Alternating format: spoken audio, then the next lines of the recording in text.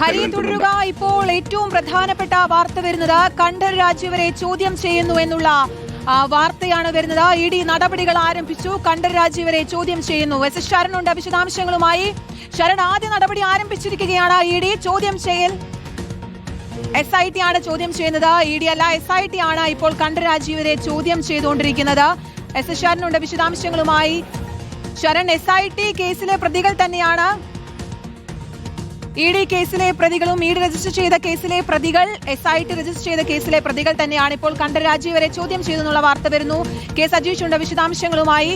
അറസ്റ്റിലേക്കാണോ സജീഷ് കാര്യങ്ങൾ നീങ്ങുന്നത്?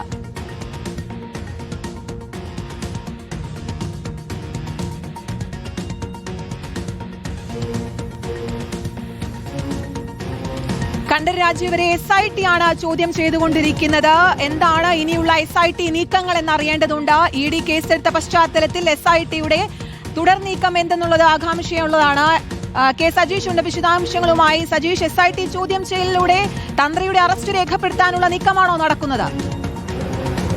തീർച്ചയായിട്ടും ശ്രുതി, വളരെ നിർണായകമായ നീക്കമാണ് ഇപ്പോൾ SITയുടെ ഭാഗത്തുണ്ടായിരിക്കുന്നത്. ശബരിമല സ്വർണ്ണ കൊള്ളയുമായി ബന്ധപ്പെട്ട് ഏറ്റവും നിർണായകമായ ചോദ്യം ചെയ്യലിലേക്കും അറസ്റ്റിലേക്കും SIT കടന്നു എന്നാണ് നമുക്ക് ഇപ്പോൾ വ്യക്തമാകുന്നത്. SIT ആസ്ഥാനത്ത് എത്തിച്ച് തന്ത്രി കണ്ഠർ രാജീവരെ ചോദ്യം ചെയ്യുന്നു എന്ന വിവരമാണ് ഇപ്പോൾ പുറത്തു വരുന്നത്. അറസ്റ്റും ഉടനെ ഉണ്ടാകുമെന്നും നമുക്ക് വിവരങ്ങൾ ലഭിക്കുന്നുണ്ട്. പക്ഷേ ഇക്കാര്യത്തിൽ ഔദ്യോഗികമായ സ്ഥിരീകരണം ഉണ്ടായിട്ടില്ല. അറസ്റ്റ് ചെയ്യുകയാണെങ്കിൽ കൊല്ലം വിജിലൻസ് കോടതിയിൽ ഹാജരാക്കി ശേഷമായിരിക്കും തുടർ നടപടികളിലേക്ക് SIT കടക്കുക. ഏറ്റവും പ്രധാനപ്പെട്ട കാര്യം, ശബരിമല സ്വർണ്ണക്കൊള്ളയുമായി ബന്ധപ്പെട്ട തന്ത്രിയെ ചോദ്യം ചെയ്യും എന്ന വാർത്ത നേരത്തെ തന്നെ അന്തരീക്ഷത്തിൽ ഉണ്ടായിരുന്നു.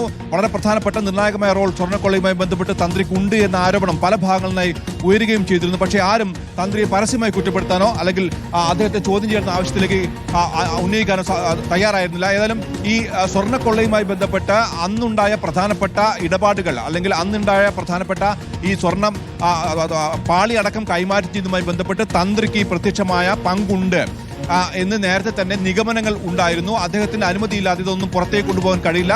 അദ്ദേഹം പക്ഷെ അന്നും പറഞ്ഞത് ഇതെല്ലാം ദേവസ്വം ബോർഡിന്റെ ഉത്തരവാണ്, ദേവസ്വം ബോർഡ് അറിഞ്ഞു മാത്രമാണ്, താൻ ഇക്കാര്യത്തിൽ ഒരു ഇടപെടലും നടത്തിയിട്ടില്ല എന്നാണ്. പക്ഷേ ഏറ്റവും പ്രധാനപ്പെട്ട ഒരു കാര്യത്തിലേക്ക് SIT കടന്നിരിക്കുന്നു. ഇതിൽ തന്ത്രിക്ക് പ്രത്യക്ഷമായ പങ്കുണ്ടോ എന്ന നിഗമനത്തിലേക്ക് SIT എത്തി എന്ന് വേണം നമുക്ക് വിലയിരുത്താൻ. അതുകൊണ്ട് അതിന്റെ കൂടി ഭാഗമായിട്ടാണ് ഇപ്പോൾ തന്ത്രിയെ ചോദ്യം ചെയ്തിരിക്കുന്നത്. പ്രത്യേകം ശ്രദ്ധിക്കണം, ശബരിമല സ്വർണ്ണക്കൊള്ളയുമായി ബന്ധപ്പെട്ട ഏറ്റവും പ്രധാനപ്പെട്ട ഏറ്റവും നിർണായകമായ അതിപ്രധാനമായ ഒരു നീക്കത്തിലേക്കാണ് SIT കടന്നിരിക്കുന്നത്.